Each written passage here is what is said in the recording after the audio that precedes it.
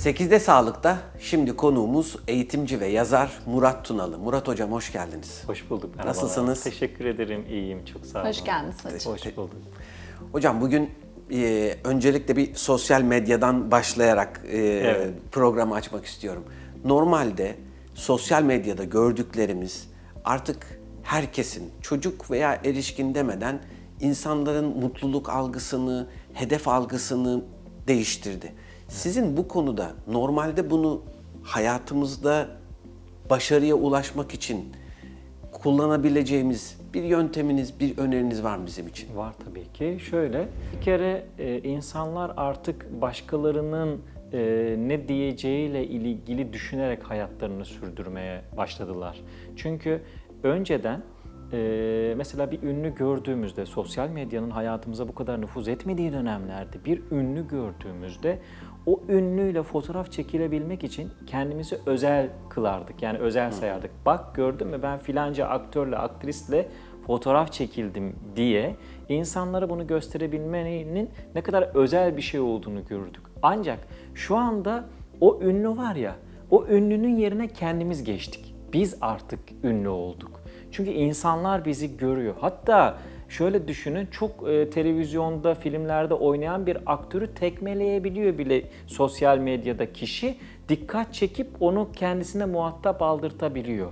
Bu nedenle bu şansı olduğu için insanların artık sosyal medya kendisinin ünlü olduğu, kendisinin takdir gördüğü, kendisinin özel olduğu, başkalarının sıradanlaştığı bir platforma dönüştü. İşte böyle bir platformda insanların da yaptıkları ve yapacakları başkalarının onayı ya da reddi ya da eleştirisi doğrultusunda olması gerekiyor. Bu da insanı çok sağlıksız bir hale getiriyor. Neden? Çünkü bizim başarı dediğimiz şey bir bakıyorsunuz ki birkaç yıl sonra bir başarısızlık göstergesiymiş. Ya da bugün için bir başarısızlık olarak addettiğimiz şey aslında birkaç zaman sonra doğru olan bir şeymiş gibi geliyor. O nedenle kararlarımızı verirken, düşüncelerimizi, eylemlerimizi oluştururken başkalarının ne diyeceği konusunda şöyle bir yanılgıya düşmeyelim. Şunu düşünelim bence. Mesela el alem ne der tanrısı derler. Bir yazar arkadaşımız söyler bunu. El alem ne der tanrısı vardır toplumda diyor. Yani el alemin ne diyeceğine göre kararlar verirsek, sağlıksız kararlar vererek hayatımızı daha kötü hale sokabiliyoruz. Şimdi bunun önüne geçebilmek için yapılması gereken tek şey şu. Ben kendimi hep böyle yaşlandığım zamandaki gibi hayal ederim. Örnek veriyorum, zamanda yolculuk yaparım. Hani insanlar geçmişe yolculuk yapar ya, ama geleceğe çok az yolculuk, çok kısa yolculuklar yaparlar. Hayal kurarlar ama çok kısa. Oysa geçmişin yaşanmışlıklarını düşünürlerken daha uzun soluklu hayal kurarlar. Buna bir yazar, yaşlıca bir yazar arkadaşımız şey derdi. Murat Hocam eskiyi çok fazla özleme, yaşlılığa delalettir bu derdi. Şimdi geleceğe yönelik kendimizin 30 yıl, 40 yıl sonrasını hayal ettiğimizde, artık hayatımızın sonlarına geldiğimizde, kendimizle bir münazara yaptığımızda, bir diyalog kurduğumuzda başkalarının ne diyeceğiyle ilgili düşündüğümüz, verdiğimiz kararların o kadar önemli olmadığını varsayacağız, göreceğiz. Çünkü bunu yaşlı olan insanlarla konuştuğumuzda hep söylerler, itiraf ederler. O yüzden zamanda yolculuk yapıp direkt sona gidip bunu es geçebiliriz. Başkalarının ne diyeceğine göre değil, kendi hayatımıza göre, kendi kararlarımıza, kendi mutluluklarımıza. Ama onu öyle giyme. Neden? Çünkü insanlar kötü görürler, onu eleştirirler. Eleştirsinler, ben böyle mutluyum. İşte öyle düğün yapma. Orada düğün yaparsan insanlar bunu beğenmezler.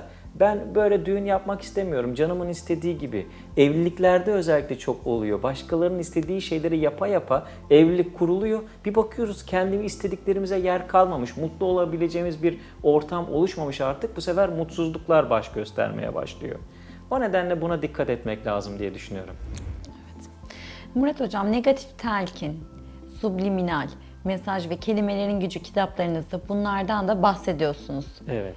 Biraz o kısmı açabilir Tabii miyiz ki, acaba? tabii ki. Şimdi daha mutlu, daha pozitif bir hayat yaşamak istiyorsak, düşüncelerimizi daha sağlıklı hale getirmek istiyorsak bir kere negatif telkini kendi dünyamızdan çıkarmamız gerekiyor. Konuşma dilimizden çıkarmamız gerekiyor.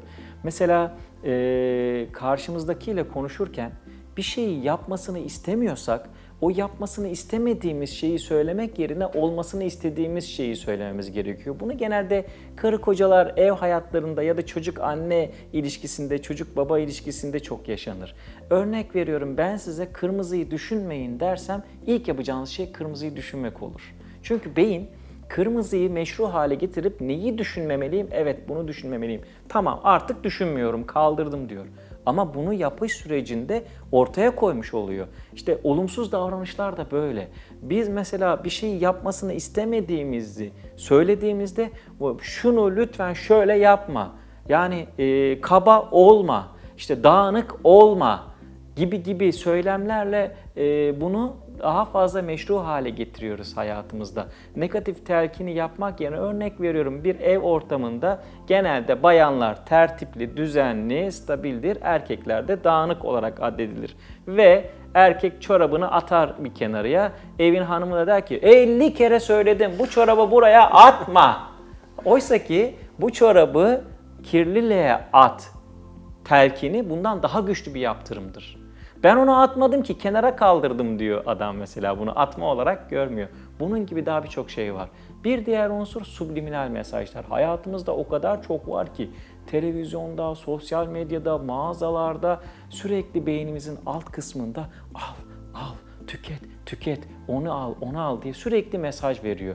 Oysa ki bunlar böyle küçük renklerle, yazılarla, telkinlerle, konuşmalarla çokça yapılıyor. Buna dikkat etmek gerekiyor. Çünkü hayatımızda bizim aldığımız kararları gerçekten biz mi alıyoruz? Olumsuz anlamda da mesela hiç çok hoşlanmadığımız bir insanla sohbet ederken onun konuşmalarının içerisinde bir tane kötü şey duyduğumuzda, bizi üzen şey duyduğumuzda o koca günü kaplıyor. Bana bunu nasıl söyler ya? Yemek yaparken bana bunu nasıl söyler ya? Akşam yatarken bana bunu nasıl söyler ya? Sürekli işte o negatif telkinin etkisidir, gücüdür. Hayatımızda bunlara karşı kendimizi kapatmamız gerekiyor. İnsanlarla konuşurken direkt olarak söylemek istediği şey o mu? Yoksa dolaylı anlamda imalardan bulunuyor. Bunu kişi olarak alırken aynı zamanda televizyonda, sosyal medyada birçok yerde de dikkat etmek gerekiyor. Biraz seçici olmak gerekiyor. Çünkü bilgi bombardımanına maruz kalıyoruz. Bir diğer unsur da demiştiniz, düşüncelerin, söylemlerin gücü, kelimelerin gücü. Açıkçası biz neyi konuşuyorsak onu yaşıyoruzdur. İnsanın aslında gönlü, kalbi dilindedir. Eğer biz ne söylersek, neyi konuşursak bir şekilde onun ya duasını yapmış oluruz ya enerji göndermiş oluruz evrene.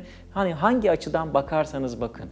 İster subliminal anlamda, ister spiritüel yaklaşımlarla, isterseniz tasavvufi anlayışla.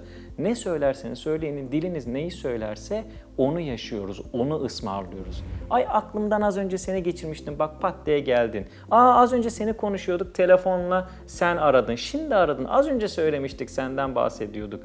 Bunların hepsi gerçek olan şeyler, hayatımızda olan şeyler. Peki bu sürekli oluyorsa bunu olmasını istediğimiz şeylerle de yapamaz mıyız? Yani sınavı kazanmak istiyorum. Hangi sınavı? Muğlak söylüyoruz. Şu üniversiteyi kazanmak istiyorum. Şu iş olsun istiyorum. O işi daha somutlaştır. Kaç para kazanacaksın? Ne kadar elde edeceksin? İşte şununla evlenmek istiyorum. Şununla tanışmak istiyorum. Konuşmak istiyorum. Daha somutlaştırarak söylersek hayatımızda buna imza atmış oluruz. Kadere imza bırakmak diyorum bunu. Kadere imzalamış oluyoruz ve o bir şekilde bize hayatımıza geliyor, dahil oluyor. Böyle değerlendirebiliriz. Evet. Hocam bir söyleniş var, yani mutluluk ve tatmin. Bunlar aslında aynı şey değiller. Normalde biz kendi yaşantımızda bu mutluluk ve tatmini nasıl dengeleyebiliriz? Nasıl mutlu olabiliriz? Nasıl uyarlayabiliriz bunu? Şöyle ki insanlar mutluluk duygusunu artık biraz da tatmin duygusuyla karıştırır hale geldiler. İşte şu cep telefonu, şu marka cep telefonu alırsam çok mutlu olacağım. Bu daha küçük yaşlardan başlıyor. Bizim çocukluğumuzda işte sınıfını geçersen bisiklet alacağım, bilgisayar alacağım da. Şimdilerde biraz daha revize oldu. Sınıfını geçersen markasını söylemeyelim ama çok üst düzey olan telefonu alacaksın. Onu alacağım. Ondan sonra biraz daha beklentiler artmaya başlıyor ve mutluluğu aslında tatmin duygusuyla değiştirmiş oluyoruz. Bir zaman sonra bu biraz daha yetişkinliğe ulaştığında şu yakışıklı çocukla evlenirsem, şu güzel kızla evlenirsem çok mutlu olacağım. Halbuki birkaç yıl önceki o cep telefonu markasından farksız. evleniyor ve mutsuz oluyor. O yüzden ben hep şöyle söylüyorum. Mutluluğu pamuk ipliklerine bağlamayın, zincirlere bağlayın. Tatmin duygusunu pamuk ipliğine bağlayabilirsin. Çünkü o tatmin duygusunu yaşamadan da hayatını çok rahat sürdürebilirsin. O nedenle mutluluk duygusuyla tatmin duygusu çok farklı kavramlardır. Mesela bir insan o tatmin duygularını karşılamadan da çok rahat mutlu olabilir. Yani o telefonu almadan, onunla evlenmeden. Mesela eskilerin görücü usulü evlilikleri vardır. Dikkat ederseniz 40 yıl, 50 yıl sürer. Ben bunu görmedim, işte bizi tanıştırdılar derler. Ama evlendikten sonra sevdim. Evlendikten sonra aşık oldum. Tatmin duygusunu değil, mutluluk duygusunu kavramış orada çünkü. Beklentisi düşük. Eğer ki bunu karıştırmak istemiyorsak şu noktaya dikkat etmek yeterli. İzleyicilerimiz açısından söylüyorum. Beklentilerini her zaman düşük tut. Hangisinde? Sen eğer aktör değilsen, yapan, eylemin içinde olan sen değilsen, eğer maruz kalansan, etkilere maruz kalacaksan, beklentini sıfır noktasında tut. Ama sen bir sınavı geçeceksin, bir işi başaracaksın, bir program yapacaksın. Aktörsen beklentini en yukarı kadar çıkar. Bu sayede tatmin ve mutluluk duygusunu karıştırmamış oluruz. Beklenti insanın mutluluğunu da tatminini de birinci derecede etkiliyor. Hocam çok teşekkür ederiz. Ben teşekkür Ağzınıza ediyorum. sağlık. Çok sağ olun. İyi ki geldiniz. 8'de Sağlık'ta şimdiki konuğumuz eğitimci ve yazar Murat Tunalı'ydı. Kendisiyle her zamanki gibi çok hoş, çok keyifli bir sohbet geçirdik. 8'de Sağlık şimdi kaldığı yerden devam edecek.